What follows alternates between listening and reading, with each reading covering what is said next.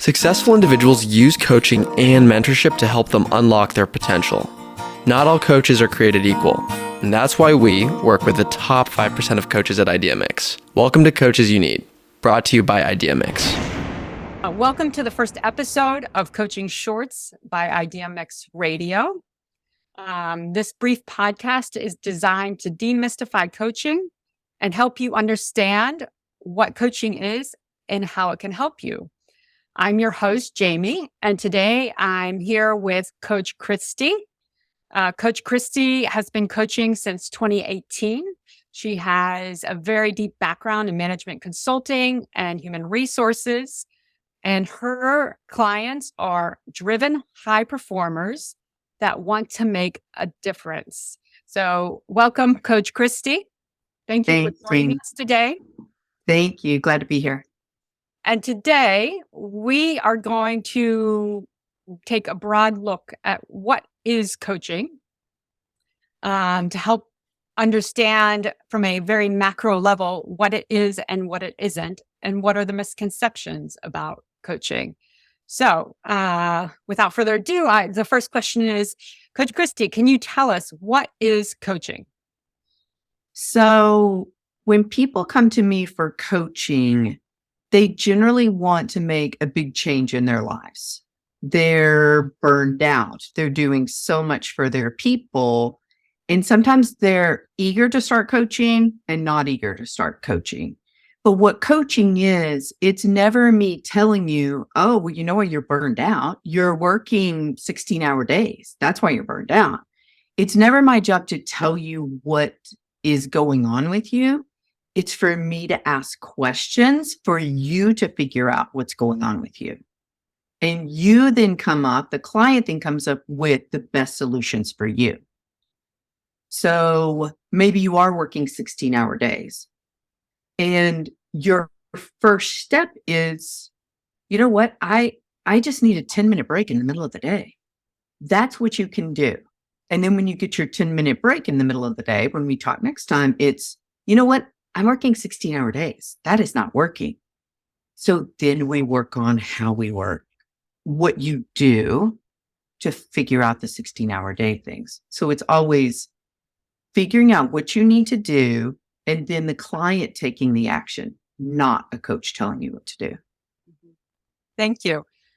So it sounds like as a coach, you work to help drive self-awareness in people's lives, help them drill down on what is working and what isn't working, and reflect on that. So is it accurate to say that when you are signing up for a coaching session and you're engaging in coaching, that it really is going to be a moment to help you self-reflect on what's working and not?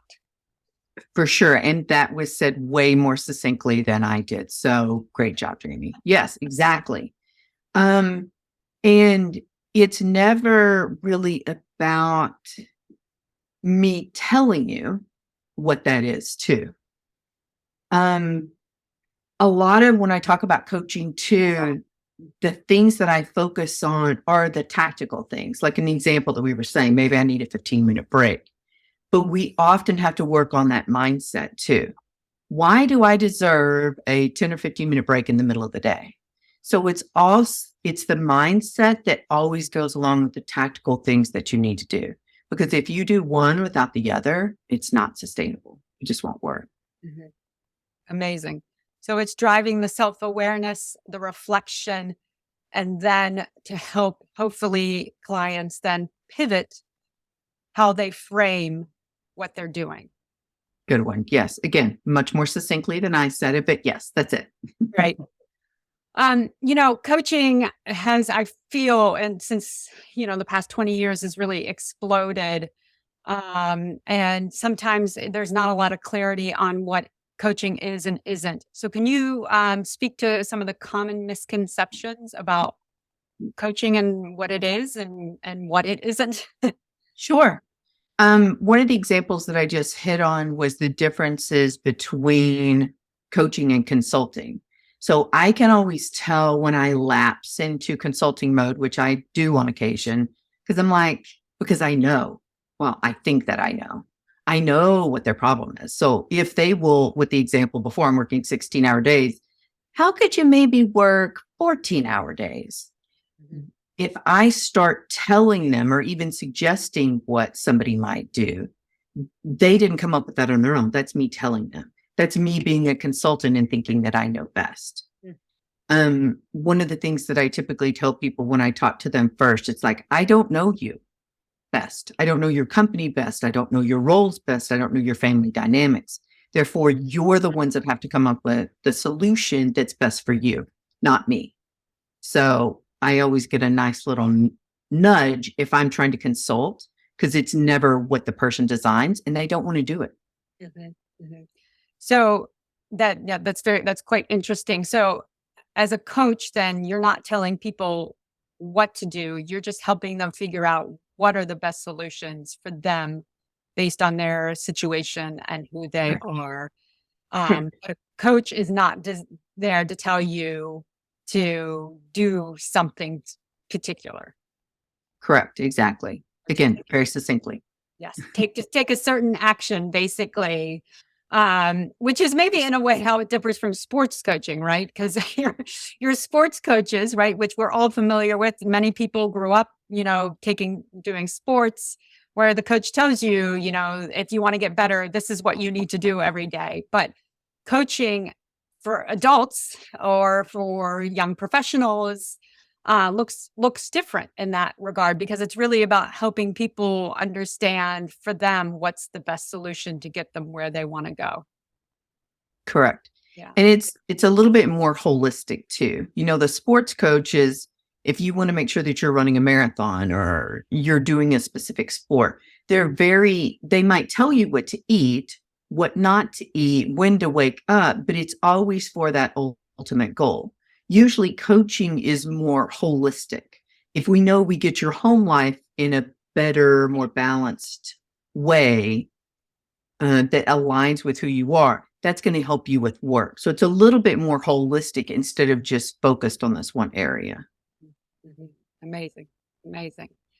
Um, as follow up, one question that at Idea Mix that we get quite often, and I'm sure you as a coach get quite often, is what is the difference between coaching and therapy? Sure.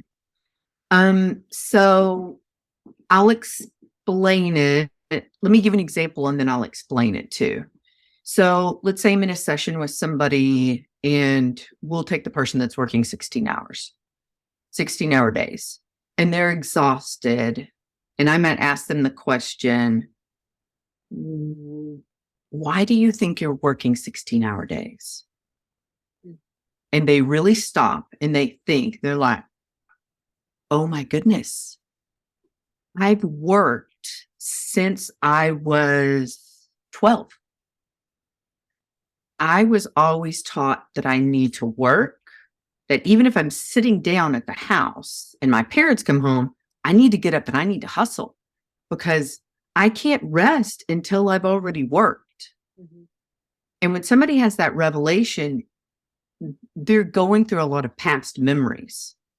As a therapist, your therapist is going to say, let's talk about that. How did that make you feel when you were younger? How has that influenced who you've become? But as a coach, I'm going to say, that's tremendous insight. That's great that you've come to that realization. That's amazing work.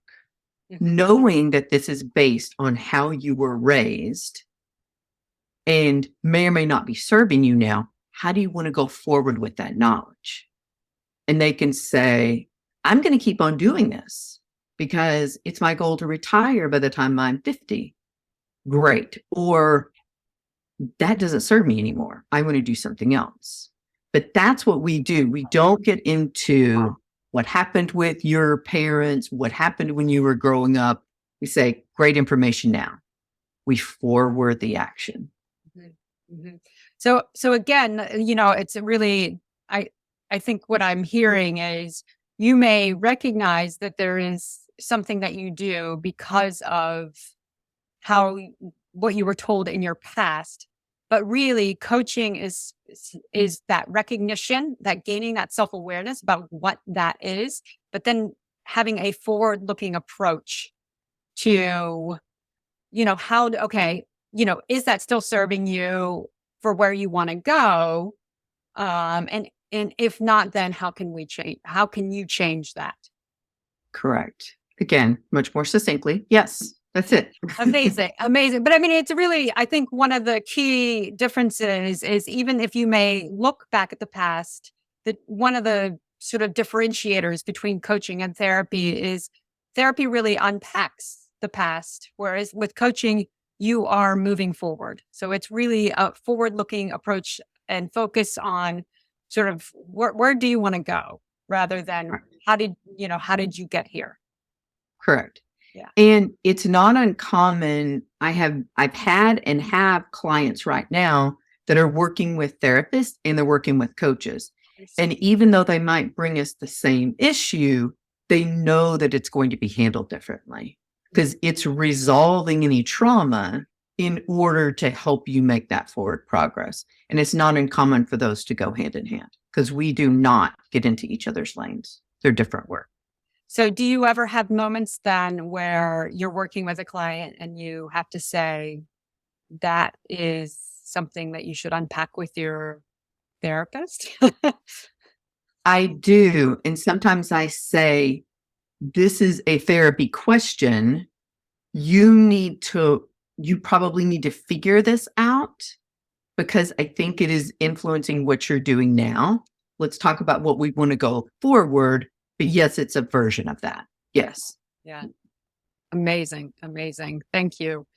One final question to wrap up our Coach Short today. I find the Idea Mix coaches are some amazing people who are very forward looking and are thinking about, I think, are much more reflective than I would say I am specifically. And so, I'm always curious, who the coaches find inspiration in, and how, who do they learn from in order to continue evolving their coaching practices and help them, advance as well. One of my biggest influencers is Brene Brown, and anyone that's talked to me for more than 5 minutes will probably know that. What I really like, the example that I was using about the work and working 16-hour days, is one of her mantras in The Gifts of Imperfection. And in part, it is, I'm letting go of productivity as self-worth. I have it in a bulletin board so that I can see it often, because she's pared down so much of the hustle culture into really those beliefs that we need to have so that we're not doing that. Mm-hmm. So she twists and turns that about 16 different ways in her books, how she's brought it to leaders, and how she unpacks that in her podcast as well. So I'm always thinking about things differently and getting exposed to different authors when I hear her talk. So that's amazing. Thank you so much, Coach Christi, for being here today. We appreciate and value your insights. And thank you for being our first guest as well on today's Coaching Short. I'm so excited. I appreciate it, Jamie. Thank you so much. Thanks for listening. Please subscribe wherever you listen and leave us a review. Find your ideal coach at www.theideamix.com. Special thanks to our producer, Martin Maluski, and singer-songwriter Doug Allen.